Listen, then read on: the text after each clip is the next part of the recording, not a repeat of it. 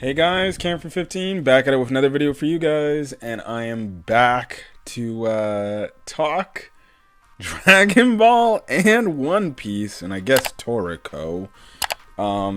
This would be the first Toriko episode review I would ever do, but whatever.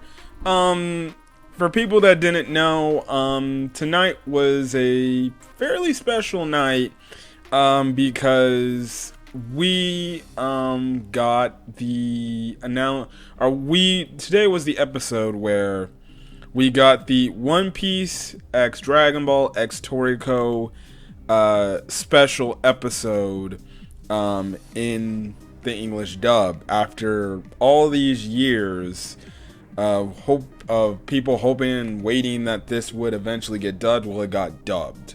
And I just got done watching the episode, and I'm here to just give my thoughts on this special English dub episode for these three franchises. And I thought it was good. I definitely did enjoy watching this. Now, I'm a Dragon Ball fan, but it's always good, even if it's tiny bit, even if it's one little mini episode. I just love to hear the Dragon Ball cast again. I love to hear Sean Schemmel return as his role in Goku.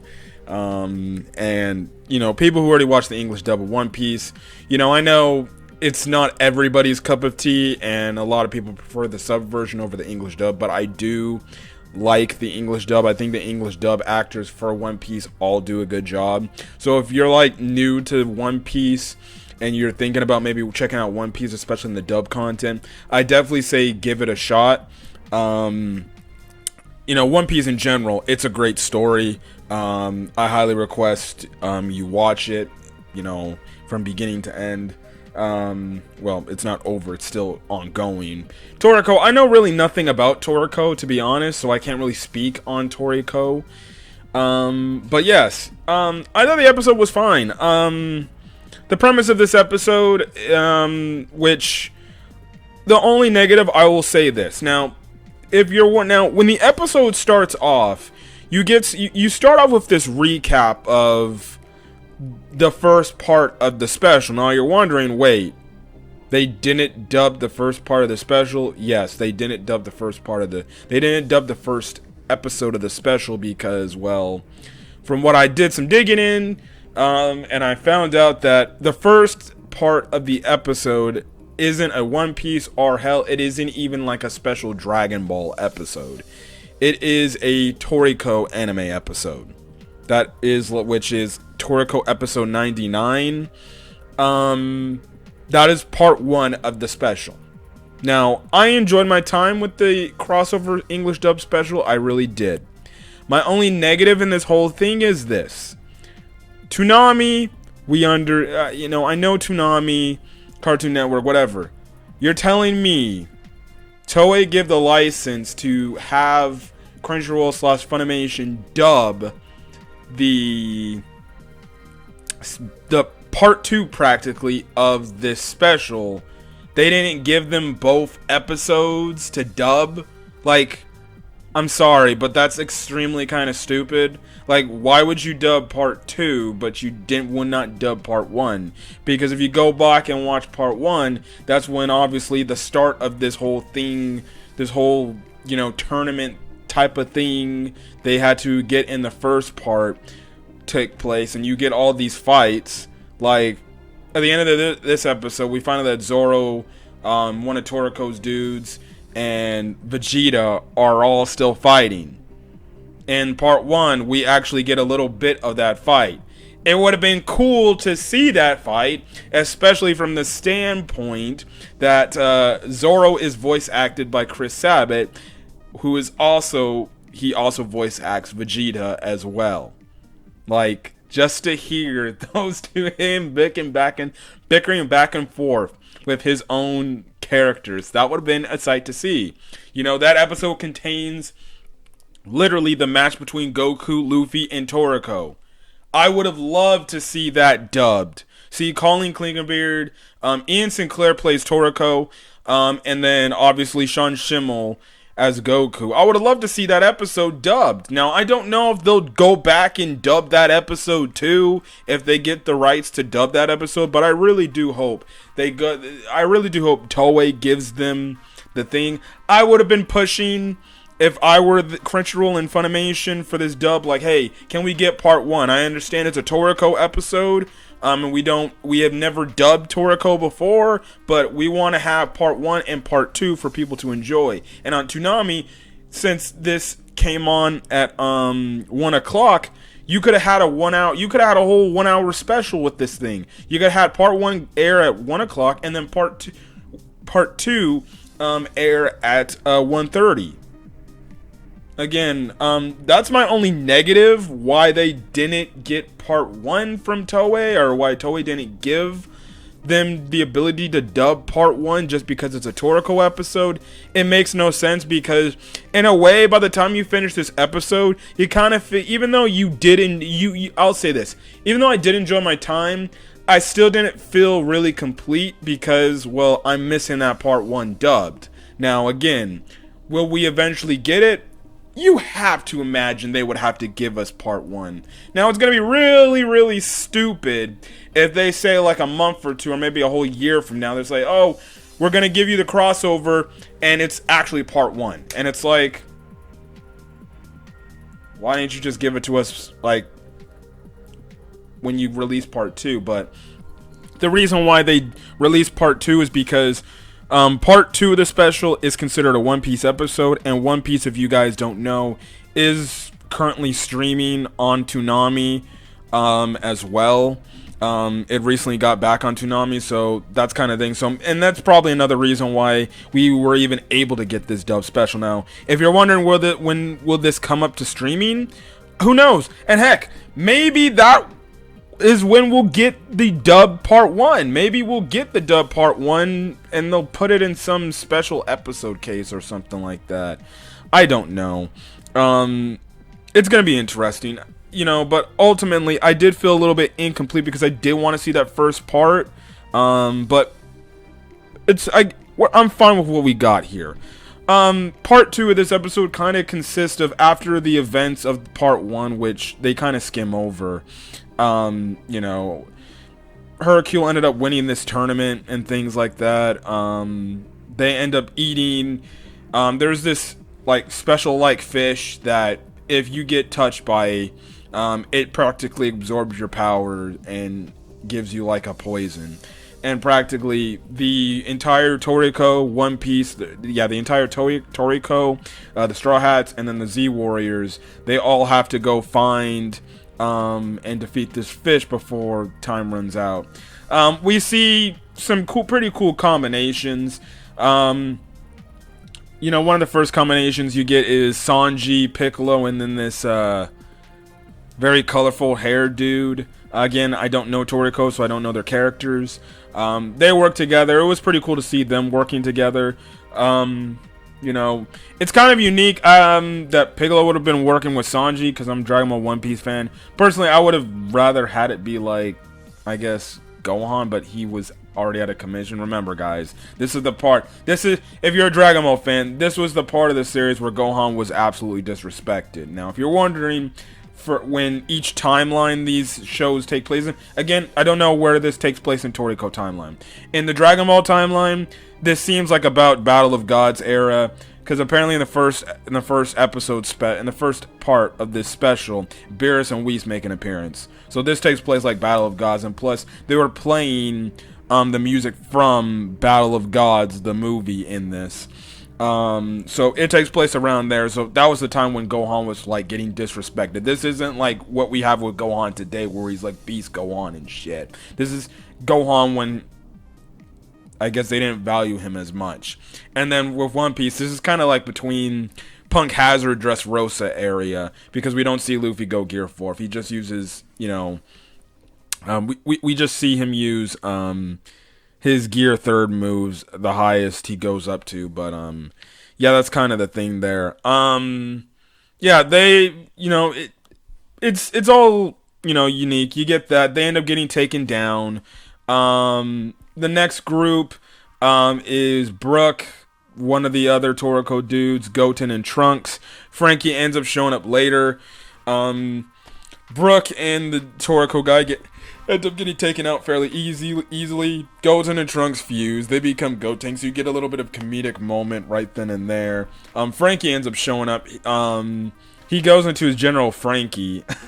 And this man absolutely looks like he's going to beat this fish, because the fish can't absorb him because he's in his General Frankie, but literally he tries to fire off a radical beam, but he steps outside the damn robot, and even Gotenks is like, dude, why did you not stay inside the robot? Simple. Plot convenience. That's why, Gotenks. Gotenks tries to fight it off, trying to use Ghost Kamikaze attack, but it didn't work. He ends up getting absorbed too. Goku, Toriko, and Luffy, they all end up, trying to find the fish. They end up finding the fish. They see that it's grown. Over the time, it's absorbed all these people. That's kind of the thing. It grows in size and things like that. I guess the main guy, he was doing this to see how strong and these people were and things like that. So, yeah. Practically Goku, Toriko, and Luffy, they all work together to try to defeat this gigantic fish. When it looks like they did defeat it, not really. It actually grows in size, and it actually kind of absorbed their kind of abilities, so the fish is a lot stronger. And that's when Goku comes with an idea. If you haven't seen Dragon Ball, typically Goku's last resort is this move called the Spirit Bomb. It's like he said in the episode, he practically charges up a bunch of people's life force energy, turns it into practically this ball, throws it, and it's kind of like a bomb, and that's pretty much Goku's like finishing move against all the bad guys he uses in Dragon Ball. He doesn't use it every single final battle, but it's always a good go-to move, or backup counter move he needs to use, or I guess you can say it's ace in the hole.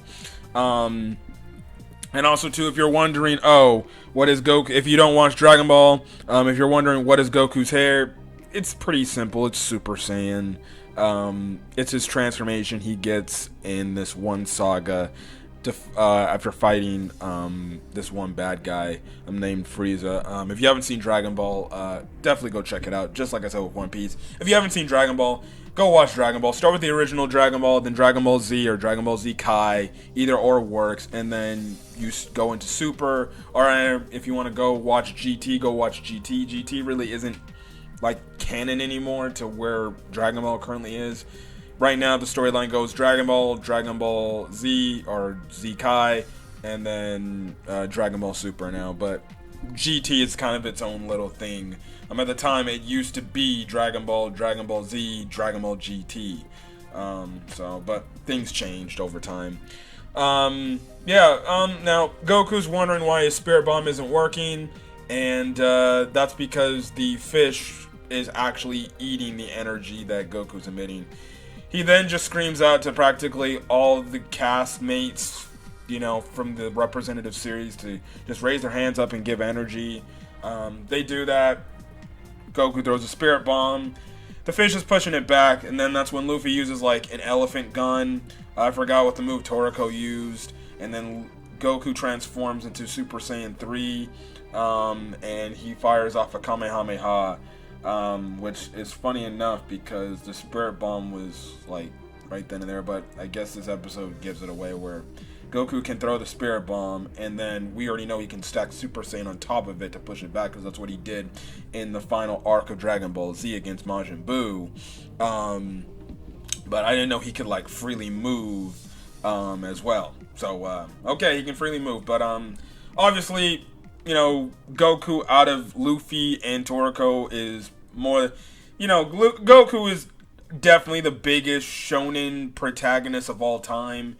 Yes, every show has a great protagonist, but Goku, when it comes to like Shonen Jump stuff, he's always going to be the poster boy right then and there. He's going to be front and center because literally you can say he was the first like main shonen character, and the others just followed the course of what Goku is. So, of course, in a way, Goku gets the finishing blow, but in a way, they all kind of get the finishing blow. But to be honest, it's kind of Goku that gets that finishing clutch blow, even though it is a One Piece episode. So I wonder if Toriyama had to say, like, okay, you can use my characters in the episode, just make sure Goku looks triumphant overall. But that's kind of the thing there. Yeah, so mind you guys, this, even in part 1, that's the closest we get to, like, Luffy x Goku in a sparring match, in a fighting match.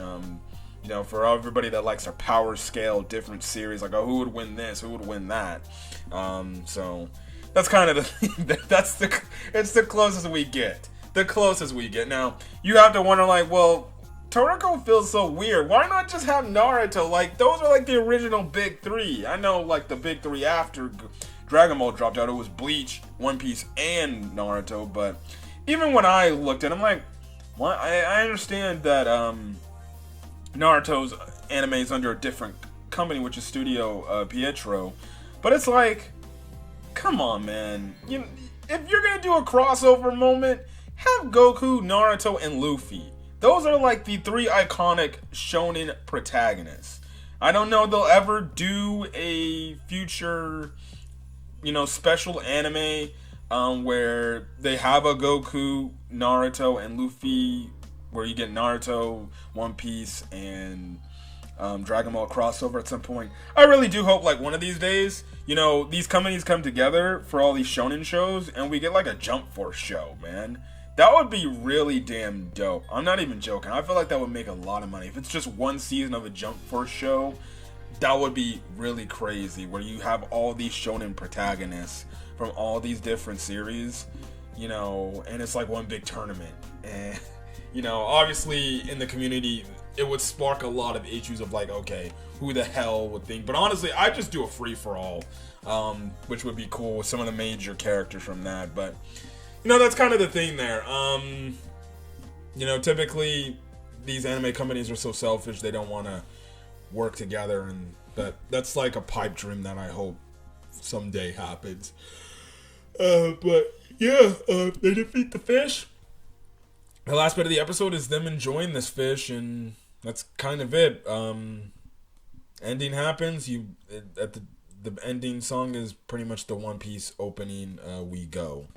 But overall, it's a fine episode. Yeah, it's missing that part 1. That's kind of the only letdown of this special, but I really did enjoy this time. I did have a smile on my face, no lie, just watching this, because it's like, it's so good to hear, it's so good to see these characters interact with each other, and then just to hear, just the English dub alone freaking acknowledge, especially when it's Luffy, Toriko, and Goku. But mostly I marked out every time it was Luffy or Goku saying each other's name, where Luffy said, oh, Goku, or, Goku said that one time in the episode, Luffy. It's like, you never thought you would hear Sean Schemmel calling Klinkenbeard. Well, Colleen Klinkenbeard plays Kid Gohan in Dragon Ball Z Kai, but she would just call Goku Dad because she was Gohan. But, she's actually voice acting Luffy in this case. So she's calling Goku, and I never would have ever figured to hear Sean Schemmel utter the words of Luffy. Like, it's pretty cool. I thought all the voice actors, they did their part. They all pitched in. They did a pretty good job.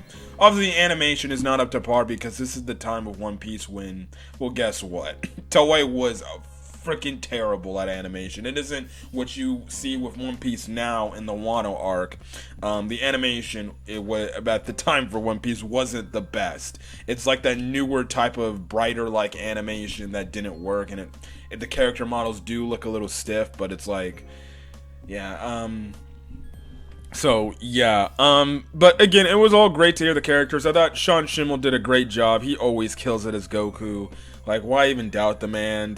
Ian Sinclair's Toriko was pretty cool. I was pleasantly shocked. I was actually pleasantly shocked that he was Toriko. I didn't, obviously, this is the first time we've ever heard anything Toriko related dubbed. So I guess if they ever get the license to Toriko, well, I guess Ian Sinclair is going to be the main character. He's going to be Toriko. So Yeah, obviously calling Klingabeard as Luffy. I know not a lot of people like her Luffy voice, but I do like her Luffy voice.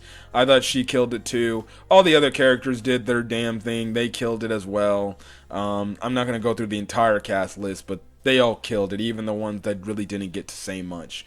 But it's great. I do hope one day we do get the part 1 of the special dubbed, at some point, because it makes it more complete, because then I will go back and watch this dubbed special as well. But we'll see. But overall, I enjoyed my time with this English dub special. There's really nothing else to say. I'm glad that Toei gave the rights and the licensing to have the dub cast for Crunchyroll and Funimation do this episode, and it was pretty cool. Again, like I said, my only negative is the fact that, well, they missed the first part of the special episode, and it doesn't make the special feel truly complete. But overall, I still enjoyed it. Now, will we get that first part? Who knows? But that's kind of the thing. But anyways, I'm gonna get out of here. If you put in the comment section your thoughts on this special, as well as hit the subscribe button if you want to get more One Piece, Dragon Ball content on the channel. I do Dragon Ball Super manga chapter reviews, and I talk the Dragon Ball anime and things like that whenever they have anime content. But I do talk One Piece anime. I didn't have an episode review of tonight's episode. There was no new episode of One Piece tonight. They went on delay. But I also sometimes talk One Piece manga, but not that much. I haven't talked about One Piece manga in quite a while, actually. But other than that, that's kind of it. I'm going to catch you guys in the next video. Till then, guys, stay safe out there and have a great rest of your day. And put in the comments section your thoughts and your enjoyment on this English dub special. Till then, guys, peace.